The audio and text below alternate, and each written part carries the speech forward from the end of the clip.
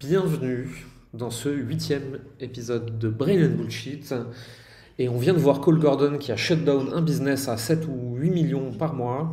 Il y a Xerius qui m'a envoyé cette vidéo et il faut absolument qu'on en parle. Xerius, comment vas-tu? Écoute, ça va très bien, ça va très très bien et content de parler de ce sujet. 7 millions par mois, imagine, c'est quand même Ouais, pas rien. ouais, c'est fou. Et dans une seconde, tu vas m'expliquer pourquoi tu m'as envoyé cette vidéo initialement. Moi, je l'avais en liste de lecture, en fait, je l'avais vu passer, j'avais pas eu le temps de la regarder. Et moi, il y a juste un truc qui m'a interpellé, et je me souviens même plus maintenant si c'est Cole Gordon qui l'a dit ou si je l'ai lu quelque part dans les 24 dernières heures. C'est que la croyance qui empêche la plupart des entrepreneurs de scaler, c'est la supposition erronée que leur marché est trop petit et qu'on ne peut pas scaler sur ce marché, donc il faut forcément faire autre chose à côté. Et d'ailleurs, nous aussi, on a fait l'erreur, plus d'une fois d'ailleurs. Bref, on va parler de tout ça.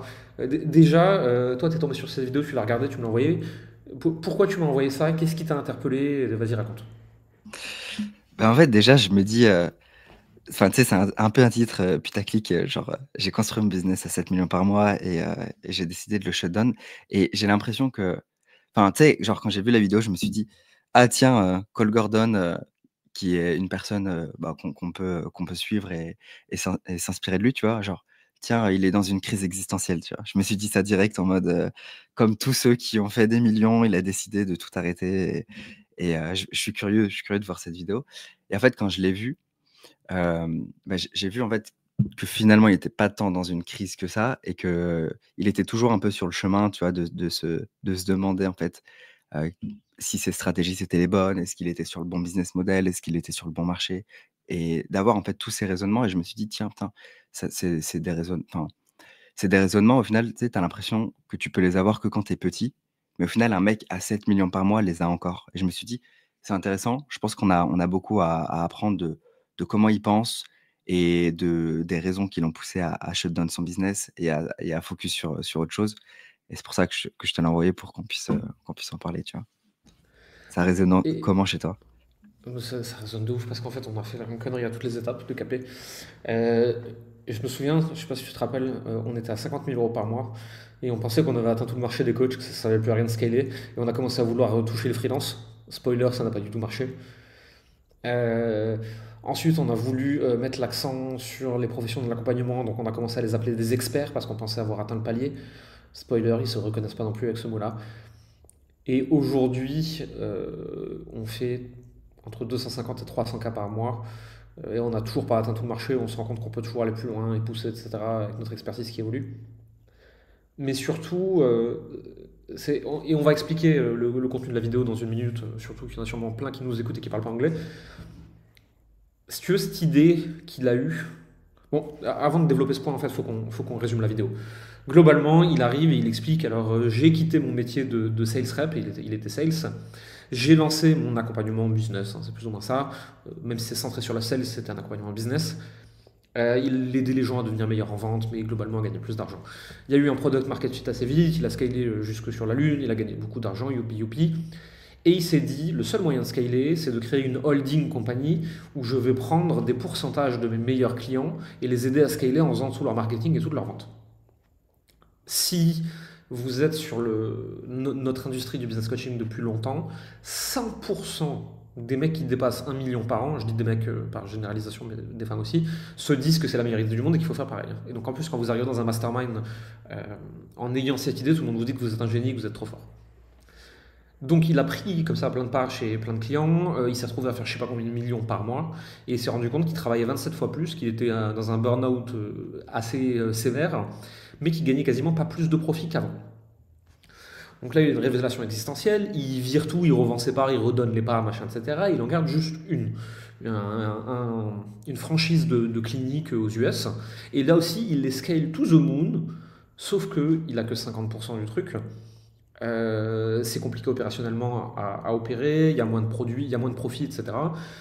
Et il arrive finalement à la conclusion que, en fait, il se fait chier comme pas possible pour gagner moins d'argent et que s'il concentrait toute son énergie sur son propre business, il en gagnerait beaucoup plus. Et cette réflexion-là, c'est celle que Hormozy a eue en disant que Jim Lounge, il aurait pu le pousser 1000 fois plus loin s'il n'avait pas lancé Alan et Prestige Labs.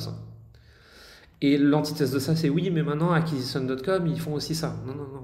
Acquisition.com, 80% c'est vendre des workshops, 19% c'est promouvoir School à travers la brand de Hormozy, et 1%, il y a quelques boîtes ici et là qui scale, mais il y en a très très peu au final. Ils ont une très grosse team pour ça, et c'est pas parce que les Hormozy ont réussi que vous devez faire pareil. Et si tu veux, combien de fois on a eu cette discussion avec Xerus de il faut qu'on scale de cette façon-là aussi? Ouais, nous, on l'a eu, mais et on voit aussi, genre, beaucoup de gens autour de nous l'ont eu, tu vois. Genre, et il y en a même qui ont lancé ce genre de business, enfin, genre de business où tu prends des parts dans d'autres boîtes, ou genre, tu vas prendre 10%, 20% ou même 50%. Et au final, il y en a quand même, enfin, franchement, tous, sauf Jean Lander, sont revenus de ce business quand même, de ce business modèle où tu vas prendre des parts. Jean, il a une agence. Jean, il prend Ouais, pas des parts. Enfin, je connais pas son deal avec Jeudi parce que je sais qu'ils ont Liberty Webby ensemble. Mais à part ça, Jean, il a une agence avec du profit share. C'est pas pareil, tu vois. Il détient ouais, pas c'est les pas pareil. business. Et il se fait pas chier, par exemple, à mon avis, avec le fulfillment, avec les opérations courantes, avec l'administratif, le fiscal, le juridique, etc. Lui, il fait le marketing de ces business-là, et avec une stratégie de webinaire challenge, et il a un profit share. Et il Mm. sélectionne ses clients vraiment genre au scalpel, quoi. Très différent de posséder plusieurs entreprises. Ouais, et c'est pour ça aussi, je me souviens que quand on voulait s'associer sur un autre business, tu me disais, Ouais. mais Xerius, prends 51%, moi je veux 49%, je veux la paix. Je Je te l'ai dit comprends, depuis le je comprends. début. Je t'ai dit depuis le début, je ne peux pas être CEO de deux boîtes. Si on lance cette autre entreprise ensemble, qu'on avait un projet à l'époque, tu dois en être le CEO. Et toi, tu me disais, mais pourquoi tu voudrais aussi facilement me donner autant de parts? Parce que je veux pas ce job. Genre, je le fais déjà une fois, ça suffit. Ouais.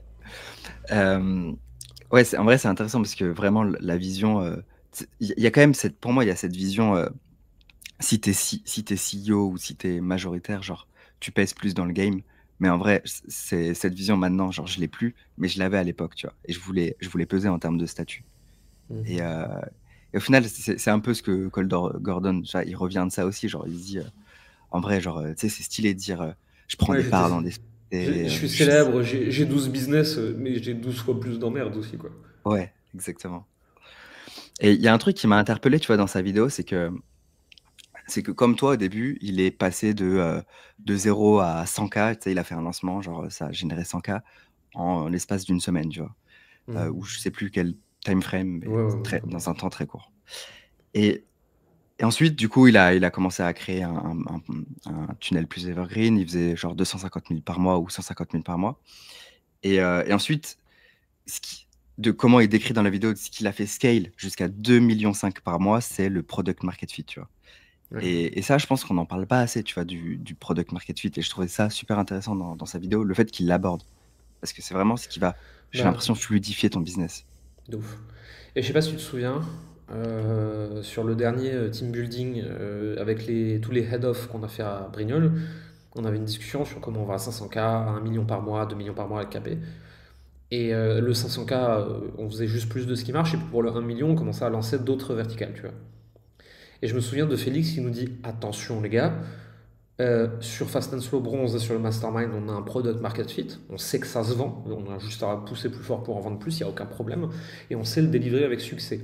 Pour le reste, pour l'instant, nous n'avons aucune preuve tangible et statistique que le marché en voudra. Donc si ça se trouve, vous faites un plan sur comment en faire 2 millions, mais vos produits, personne ne les voudra. Faites attention à ne pas sous-estimer la difficulté de lancer des product market fit à la chaîne. Ouais, ouais, tellement. En vrai, ce point, ça a énormément de valeur.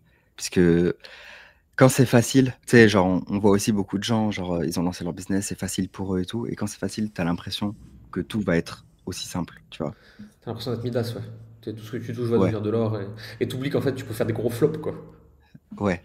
Mais tu sais que j'ai vu une étude, je sais plus c'est quelle étude, mais aux States, elle disait que si t'as eu un échec business, t'as pas plus de chances de réussir une seconde boîte. Par contre, si tu as une réussite d'entreprise, tu as 30% de plus de réussir une seconde boîte. Alors que, tu sais, aux US et tout, on dit, ouais, il faut échouer et c'est positif. mais t'as pas plus de chance selon les études. Je trouve ça Je intéressant pense cette que étude. je pense qu'on valorise trop l'échec. On se dit ouais, échouer c'est stylé. Non, c'est pas stylé, c'est la merde. Si tu peux ne pas échouer, c'est mieux, tu vois. Et après, il y a échec et échec, bien sûr. Mais tu vois, quand tu lances un produit qui marche pas, c'est pas un échec. Tu vas mais planter une boîte. Ouais, tu peux en tirer Mm. des leçons, c'est bien, mais en fait, il y a, il y a une part de divin quelque part, tu vois. C'est-à-dire que une fois tu fais tout bien, il n'y a rien qui marche. La fois d'après, tu fais tout bien, il y a tout qui marche. Entre-temps, il y a eu un alignement de marché, il y a eu un product market fit, il y a eu un founder market fit. Il y a eu tellement de possibilités, tellement de variables, avec même la chance. Tu vois. Tu lances un truc, ça n'avait aucune chance de marcher. Et ce jour-là, il y a TikTok, Insta, qui tu veux, qui a changé son algo, qui va le laisser en place tel quel pendant 48 heures. Et ça fait que tu touches la lune, tu sais pas pourquoi. Il y a, et donc en fait, si tu veux analyser le succès de certains, analyser l'échec, etc., je trouve ça un peu surfait. En fait, juste, les gens qui ont échoué, ils ont bossé comme des chiens. Les gens qui ont réussi, ils ont bossé comme des chiens.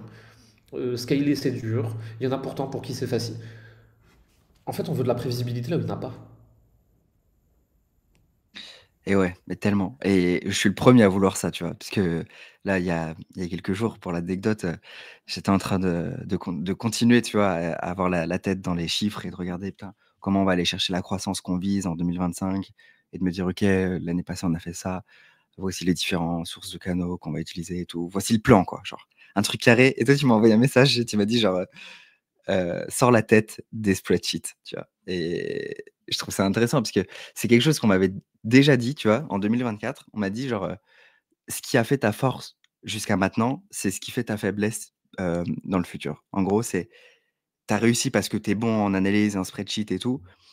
Mais maintenant, genre, laisse aussi une partie, genre, au divin et à ce que tu peux pas contrôler, tu vois.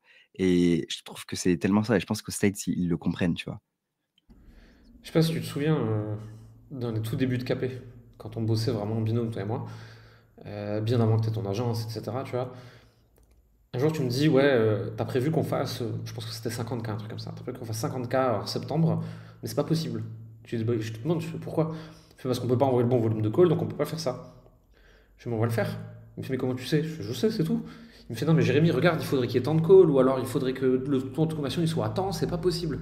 Je fais, si, tu verras, ça va marcher. Et je sais plus si on l'avait fait ou pas d'ailleurs, ça se trouve, on est passé juste à côté, enfin, je me souviens plus. Mais en fait, on sous-estime le nombre de variables, tu vois.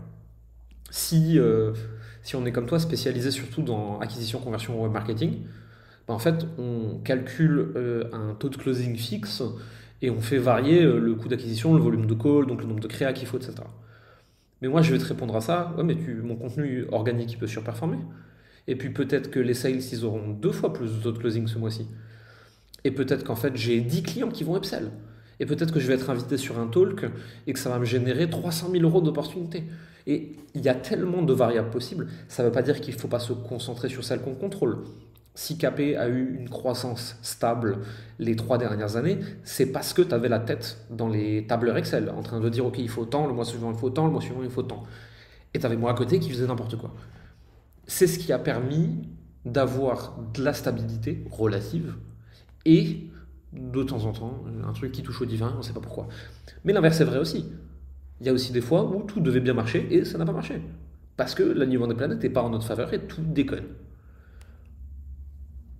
Ouais, donc en fait, je pense que la leçon de ça, c'est aussi que c'est facile de post-rationaliser avec des chiffres, mais c'est pas forcément aussi puissant quand tu dois le créer, tu vois? Genre, c'est bien d'avoir ouais, d'avoir une prévision et d'avoir la direction, la tendance, mais juste se raccrocher à ça, je pense que c'est trop limité, comme tu dis en termes de data, tu vois? Genre, il y a tellement de facteurs, tu sais, l'effet papillon, tu vois? Genre, tellement de facteurs à prendre en compte. Il y a un biais cognitif, comme ça, dont je parle souvent, je sais plus si c'est ça le vrai nom, on s'en fout. Le biais d'analyse a posteriori, tu vois. C'est de se dire, quand on est après coup, on se dit, bah oui, c'est évident, pourquoi personne ne l'a vu? Mais parce qu'en fait, avec les éléments qu'on avait avant, on pouvait pas le voir. Et regarder quelque chose de passé à la lumière des éléments d'après, c'est plus facile. Ouais, ouais, c'est clair. Et du coup, pour revenir sur Cole Gordon, tu vois, il avait, lui, son produit, c'était un peu une agence. Enfin, c'était un peu, entre cours en ligne et agence. Et du coup, sa croyance, c'est qu'il avait trop de coûts opérationnels pour scaler. Du coup, ça allait être vraiment l'enfer pour scaler. Et c'est pour ça qu'il a eu l'idée de prendre justement, de faire de l'equity et de prendre, là, il dit entre 20 et 40% de, de parts sur ses clients, tu vois. Euh, et justement, tu vois, genre au niveau des coûts opérationnels, c'est quoi ta vision des coûts, d'une structure de coûts? Est-ce que tu penses que parce qu'il y a aussi, tu vois, d'un autre côté, des gens, genre comme, je sais plus comment il s'appelle, un autre gars aux États-Unis qui scale de fou et qui, lui, vend un produit à 10K, mais genre, il y a même pas de coaching. Genre, c'est qu'une formation en ligne à 10K, tu vois? Genre, où on se situe dans tout ça? En fait, ça dépend à qui tu vends. Et ça dépend du mindset dans lequel ils sont, et ça dépend à quel point tu veux scaler le produit. Si tu veux t'adresser à des pros, des gens très avancés, que ton acquisition n'est que via ta personal brand, que tu fais du marketing répulsif et de l'anti-vente. Donc en fait, tu empêches les gens d'acheter au maximum, tu vois. Dans ce cas-là, tu es tellement connu, tout le monde veut tellement travailler avec toi, que tu peux vendre à 10K avec zéro coaching. Avec genre une communauté school où tu réponds par message une fois de temps en temps. Mais ce n'est vrai que si tu veux pas faire une très grosse boîte, ou que tu as une personal brand tellement forte que les gens sont trop contents quand même, tu vois. Si par contre, soit tu n'as pas une personal brand stratosphérique, soit tu n'es pas sur un marché de taille stratosphérique, soit tu vas en ads en fait et tu peux pas faire la fine bouche, tu vois, en fait, à partir du moment où la personne est qualifiée ou elle veut, il faut lui dire oui, en fait ça marche plus. Parce que du coup, tu vas avoir des gens qui sont pas du tout ultra fans de toi, qui sont juste fans de ce que tu as dégagé et la façon dont tu leur as promis que tu allais les amener quelque part.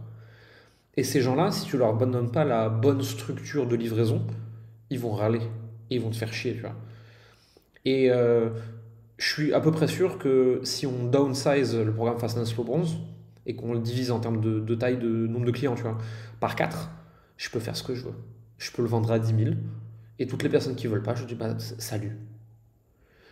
Mais en fait, on touche un public qui me connaît moins, qui me connaît depuis moins longtemps, qui adhère moins à notre méthode, qui a plus de blocage, qui a plus peur, qui a besoin de plus d'aide. Et à partir du moment où nous, on a pris la décision d'aider ces gens-là, c'est notre responsabilité de mettre le bon système de livraison. Donc plus de coach, plus de CSM, plus d'ingénierie pédagogique, etc. Et donc ça, nécessairement, ça nous coûte plus cher. Mais ça veut aussi dire qu'on est plus reconnu sur notre marché, ce qui nous permet à d'autres endroits de vendre plus cher ce qu'on a appris à ce premier endroit qui coûte plus cher à opérer. Mais en fait, je pense que c'est un arbitrage, tu vois. C'est qu'est-ce que tu veux faire? Ouais, je pense que franchement, c'est, j'ai bien aimé. J'ai bien aimé comment tu l'as expliqué.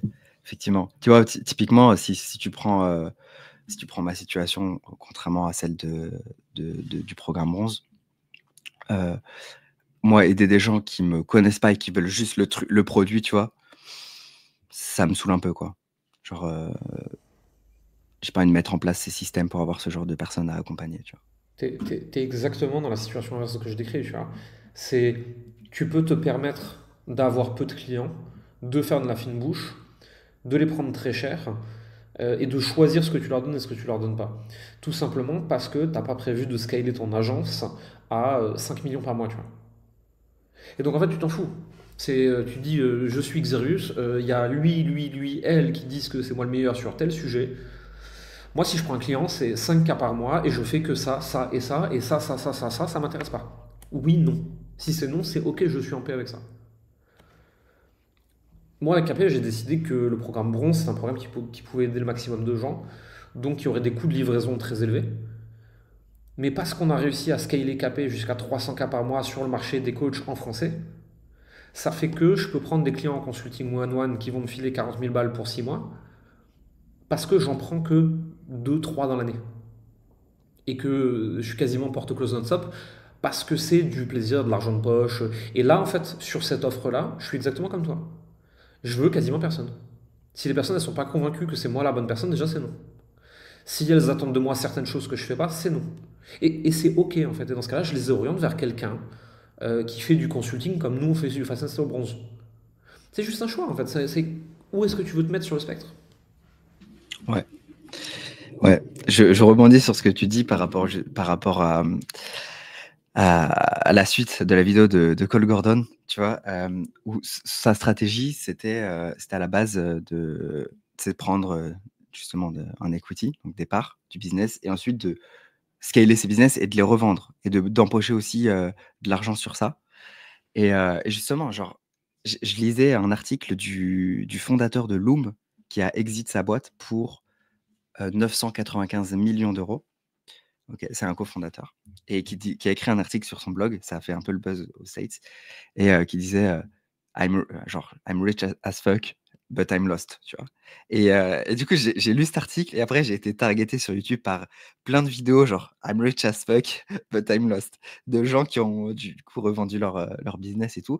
Et après, j'ai lu un autre livre euh, d'un un livre business, je le lisais hier soir, et genre le mec il parlait de l'exit, enfin de le fait de revendre sa boîte. Il disait ouais, tout le monde trouve ça sexy de revendre sa boîte et tout, mais vous allez faire quoi après? Genre quand vous avez un projet qui vous tient à cœur avec une belle mission et tout, genre ça sert à quoi de le revendre?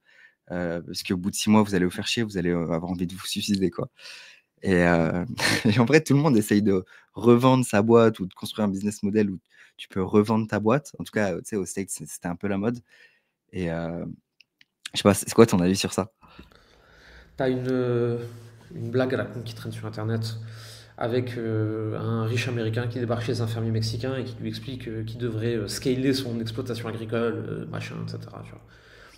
Et le fermier qui lui dit pourquoi faire? Il fait mais tu seras super riche, tu seras super riche. Le mec il fait mais j'ai pas besoin. Il lui dit mais qu'est-ce que tu fais de tes journées? Bah je joue à la guitare, je passe du temps avec ma femme, je vais pêcher, je vais boire un coup avec mes potes. Il fait mais imagine, tu pourrais être super riche, super riche. Et le fermier qui lui dit mais qu'est-ce que je ferais alors? Bah je sais pas, tu pourrais jouer de la guitare, passer du temps avec ta femme et traîner avec tes potes. Et en fait, la plupart des gens qui exitent des boîtes, ils remontent un truc derrière ou ils font une dépression. Ouais, c'est ça. C'est. Il y a des gens qui sont faits pour exit, des séries entrepreneurs qui ont besoin de passer au projet suivant. Je les admire beaucoup. Moi, si demain on me shut down capé, je fais la même chose. Donc en fait, ça sert à quoi de vendre un truc que j'aime et qui marche pour refaire la même chose le lendemain? Ouais, et surtout, en plus, non, le pire, je pense, c'est si tu l'exites et que tu signes un contrat en mode tu peux pas refaire la même chose pendant 10 ans, tu vois. L'enfer. Et là, c'est la merde. Là, c'est chaud. Mais tiens, ta fable, je l'aime bien, ça me fait penser à l'histoire du pêcheur, tu vois. Euh, et d'ailleurs, hier, j'ai lu une autre fable, je te la partage parce que franchement, je l'ai kiffé. C'est l'histoire d'un paysan qui fait de l'agriculture et il a un cheval. Et un jour, son cheval, la porte reste ouverte et son cheval se barre. Du coup, ses voisins, les voisins de l'agriculteur lui disent: «Ouais, t'as vraiment pas de chance, du coup, tu vas plus pouvoir, cultiver, vraiment, genre, c'est horrible ce qui t'arrive». Et cet homme, l'agriculteur, répond: «Well, we'll see». Genre: «Bon, on verra bien». Et là, le lendemain, son cheval revient et il revient avec 21 autres chevaux sauvages. Et là, du coup, ses voisins réagissent et ils disent: «Waouh, tu tellement de la chance, c'est incroyable ce qui t'arrive, merci Dieu et tout». Et lui répond: «Well, we'll see». Et puis le surlendemain, il y a un des chevals sauvages qui attaque son fils, le fils de l'agriculteur, et qui lui pète les jambes. Et là, les voisins, comment ils réagissent à ton avis? T'as pas de chance, Tu pas c'est de chance. horrible ce qui t'arrive, etc. Ouais. Et l'agriculteur, il répond quoi? Well, we'll see. «Well, we'll see». Et une semaine après, du coup, bah, le fils a les jambes cassées et une semaine après, son pays part en guerre contre un autre pays et tous les hommes sont appelés pour faire la guerre, sauf son fils, parce qu'il a les jambes cassées. Et là, l'agriculteur répond, enfin, les voisins: «Ah, tu trop de chance et tout», et l'agriculteur répond: «Well, we'll see». Et du coup, bref, la conclusion, enfin, chacun, en fait, conclut ce qu'il veut, mais je trouve ça trop intéressant comme histoire, tu vois? C'est. Tu vois, c'est toujours. On en revient toujours à la même chose, c'est une question d'arbitrage et une question d'optimisation.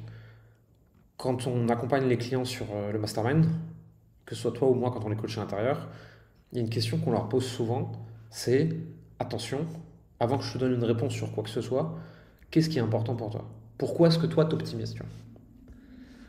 Je parlais à une de nos clientes il n'y a pas longtemps, qui m'explique sa structure opérationnelle, qui la recrute, comment elle manage. Elle me dit est-ce que selon toi je devrais aller dans les réunions? Qu'est-ce que je devrais faire et tout? Moi sur le principe, je lui dis à ta taille de boîte, tu devrais pas avoir autant de personnes, tu devrais pas avoir autant de réunions, tu devrais pas avoir autant de problèmes. Mais elle, ce qui l'intéresse plus que tout, c'est l'aventure humaine. Mais dans ce cas-là, en fait, ce que je lui dis, donc, ce que moi je te dis sur les coûts opérationnels et sur les réunions que tu dois faire, c'est plus du tout important. Ce qui est important pour toi, c'est l'aventure humaine. Et donc maintenant, en tenant compte du fait que pour toi, le plus important, c'est l'aventure humaine, est-ce que tu te sens d'aller à ces réunions ou est-ce que tu penses que tu ne devrais pas y aller? Et là, il n'y a que toi qui peux savoir.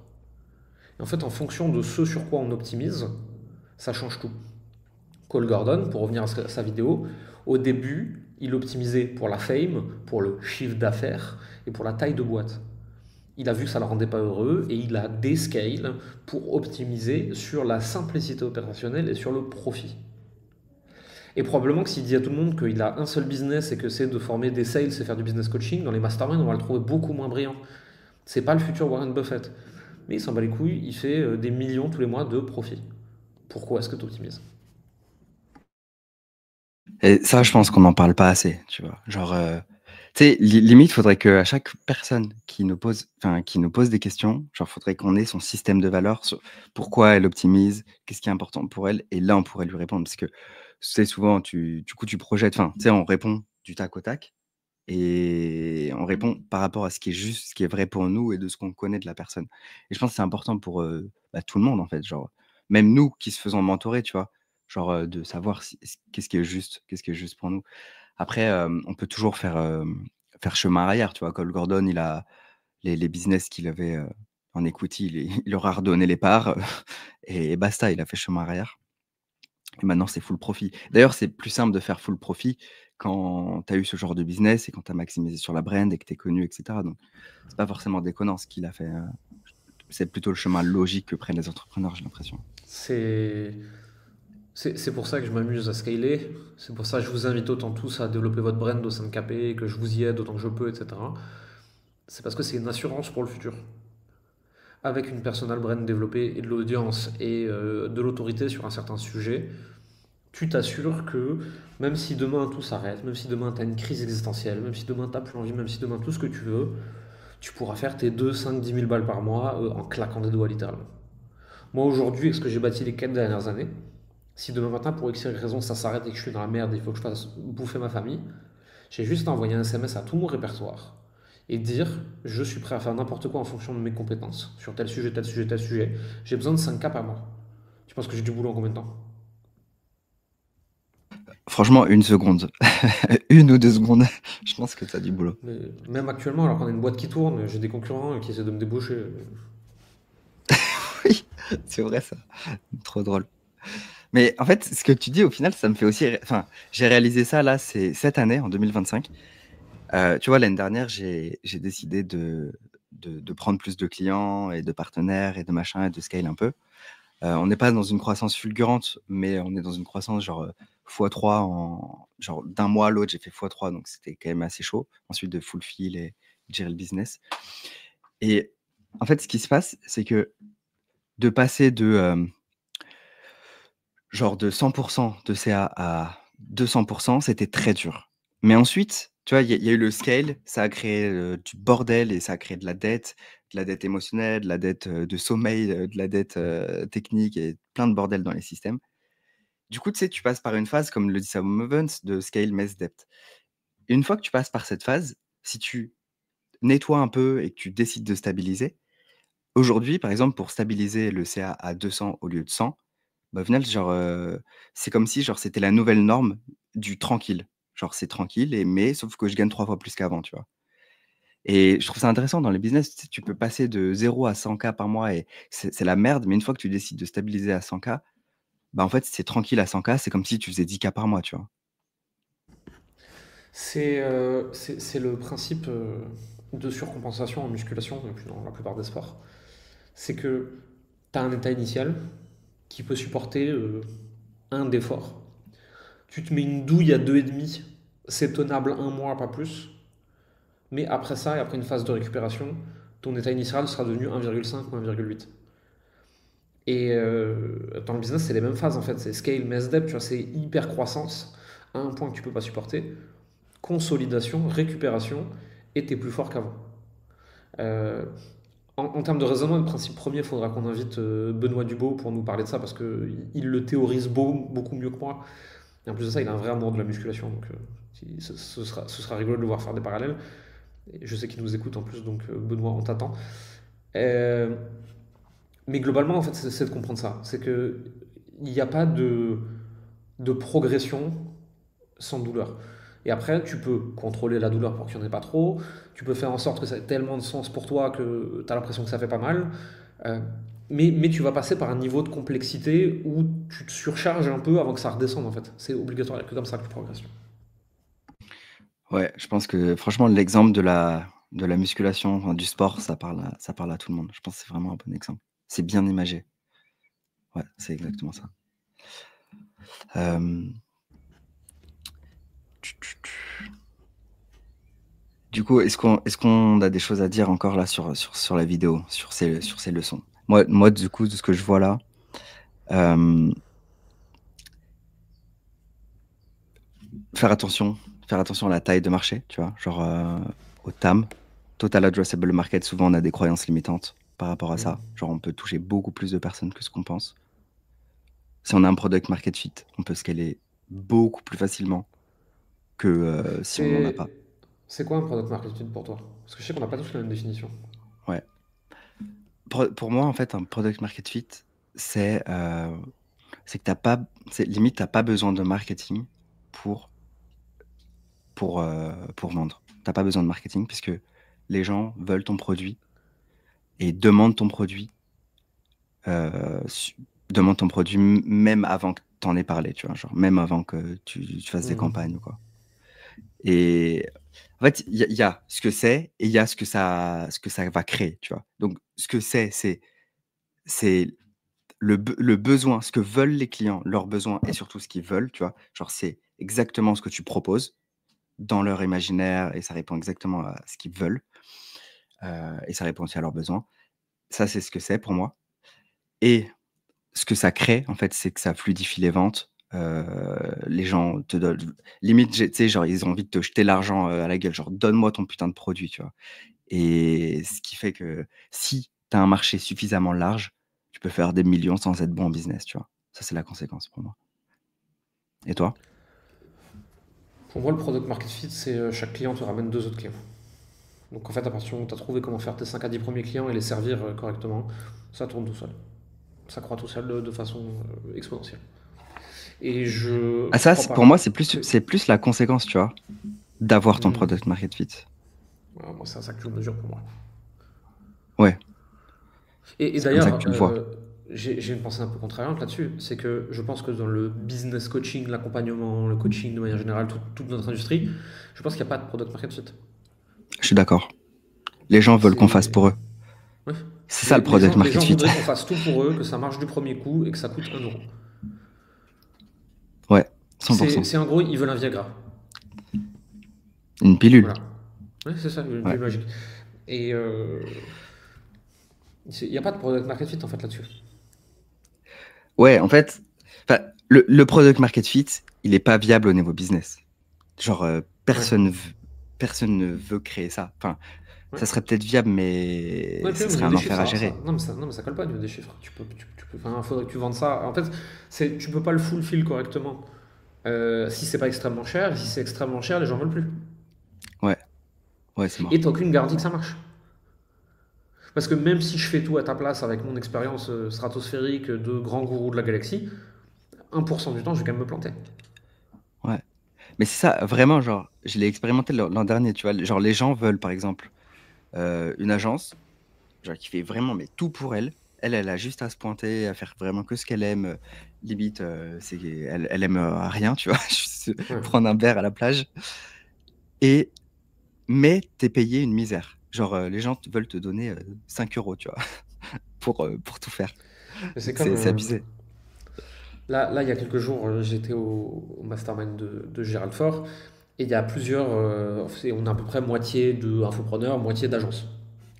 Et les agences, elles ont tous capté le même truc. C'est que quand elles ont un gros client, au bout d'un moment, quand il est en profit share, en pourcentage, etc., et toujours au même moment à peu près, tu vois, quand ça marche un peu trop bien et qu'elle commence à faire des virements de 15-20 000 par mois, le client, au moment où il veut internaliser, il les dégage. Ça devient un peu trop cher, même si ça marche très bien. Ouais. Mais ça, c'est intéressant comme phénomène. Parce que du coup, c'est un pattern. Et à la fois, genre, c'est peut-être pas la meilleure solution business que le gars fait, tu vois, parce que, enfin, je sais pas, ça dépend du contexte. Mais ouais, c'est ouf. Moi, je pense que la vidéo de Cole Gordon, nous devons en retenir une chose importante. C'est le profit avant la fame, la complexité. Et puis en fait, si tu veux, on n'est pas tous là pour créer Nestlé, Coca-Cola ou Oracle en fait. Euh, à un moment, un petit business élégant qui crache du cash, c'est aussi vachement bien quand même. Ouais. Et ça, en fait, je vais donner une métaphore des écoles de commerce. Tu prends Harvard. Est-ce que Harvard euh, est réputé parce qu'elle scale ses écoles partout dans le monde et que genre c'est un business qui grossit? Non. Ils sont réputés parce qu'ils font de la qualité, tu vois. Juste parce qu'ils forment des élèves et qu'ils ont un bon nom. Et je pense Tu qu'on sais, devrait arrêter de... est-ce que tu sais quoi Vas-y. Harvard gagne le plus d'argent? Non. Intuitivement, on a tous envie de répondre la même chose, les admissions. C'est Ouais. extrêmement faible en termes de pourcentage de leurs revenus. Il y a deux gros trucs. Le deuxième plus gros, c'est les donations. Et celui d'au-dessus, c'est leur fonds d'investissement.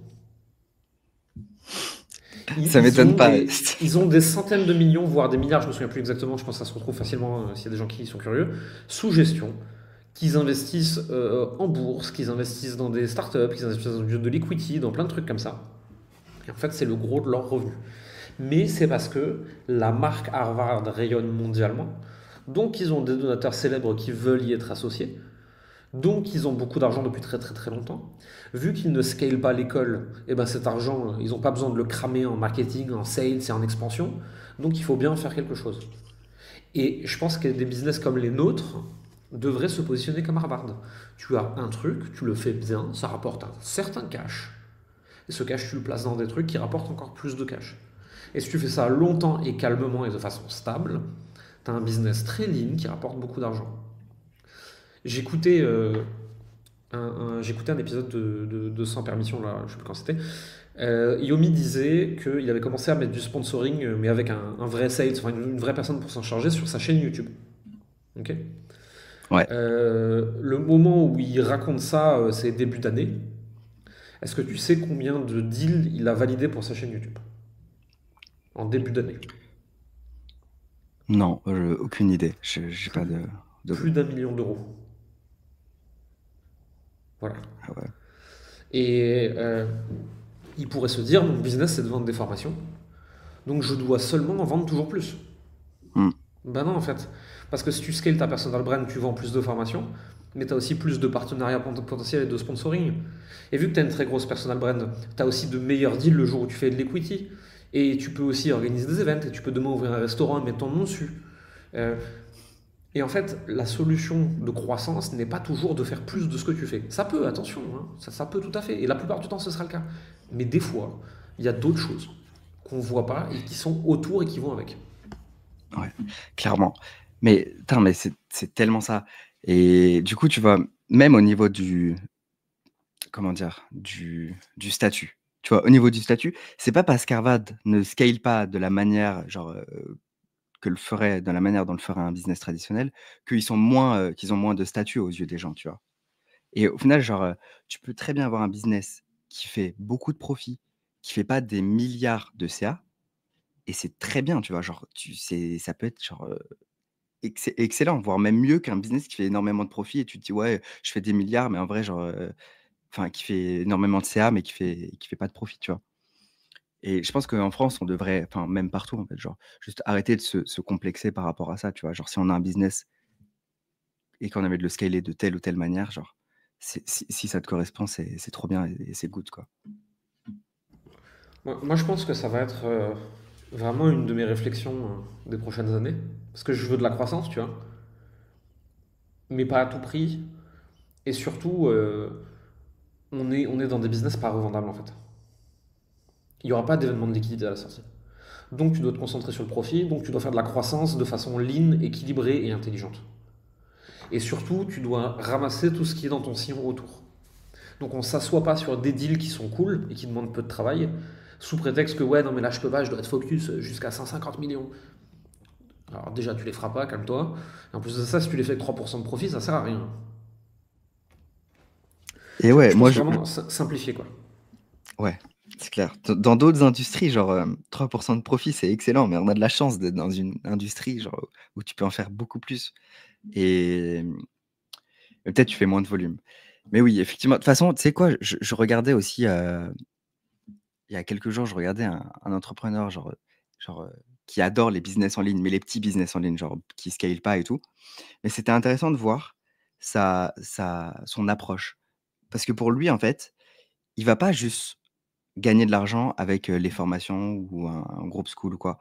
Lui, ce qu'il cherche, c'est d'avoir, 300 € avec, YouTube, 300 € avec la TikTok Money, genre d'être diffusé à beaucoup de personnes, 500 € avec son groupe school.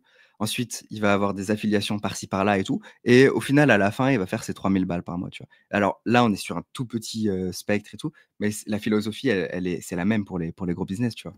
Genre une fois que tu as ton produit, tes focus, tu peux étendre. Je pense que ce qui est dangereux ici, c'est que les gens, ils voient ça et ils se disent c'est comme ça qu'il faut faire. Non, ça c'est une conséquence d'avoir été focus, je crois. Tu vois, Mmh. t'es focus sur un seul truc et tu fais rien d'autre. Jusqu'au moment où tu es assez gros et ce truc qui tourne assez tout seul, où tu peux aller jouer avec les petits trucs autour. Et les petits trucs autour, quand tu es gros, quand tu fais ça depuis longtemps, et en cumulé sur l'année, deviennent gros aussi. Et ça Ouais, pourrait très bien être, j'ai un produit, avec ce produit je fais 1 million par an, mais je fais peu de profit, tu vois. Mais grâce à ce million par an et ce qui m'apporte en développement d'entreprise, je peux faire des side projects très faciles qui me demandent aucun effort et qui me ramènent 300 000 de profit, ou allez, 95% de profit.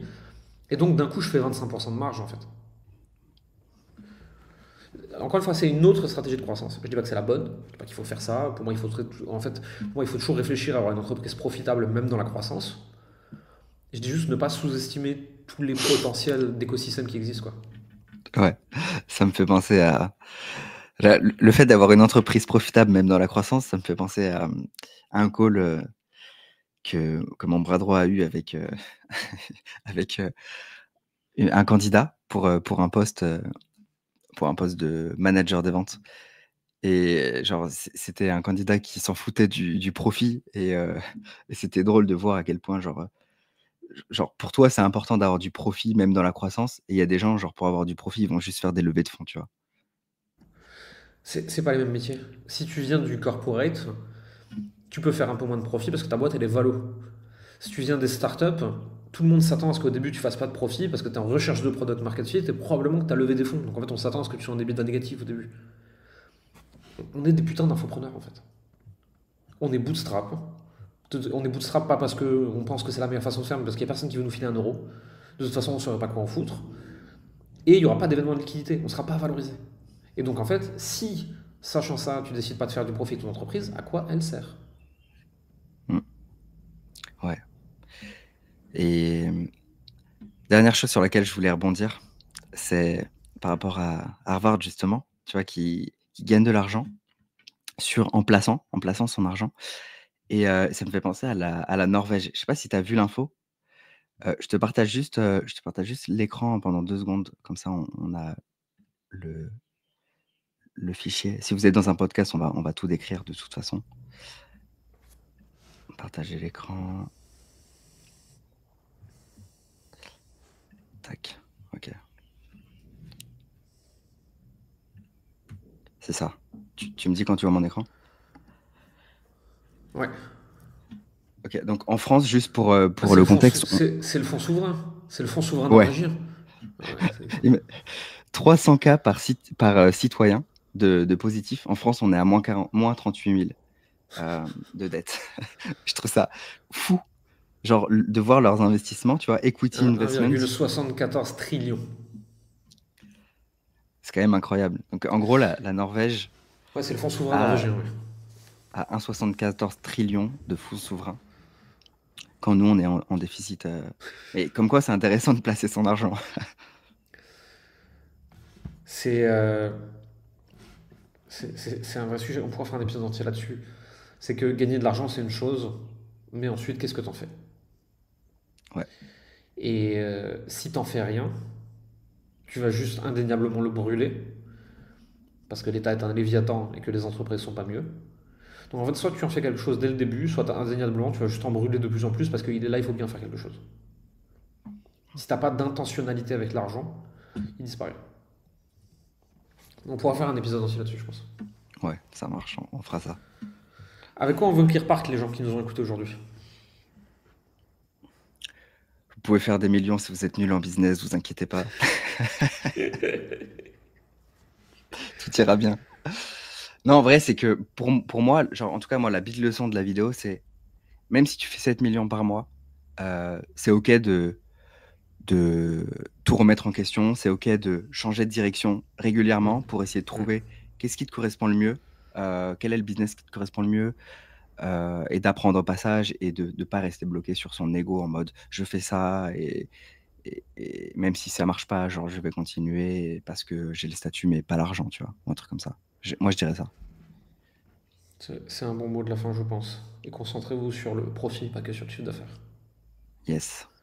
Merci à tous. Merci. Ciao.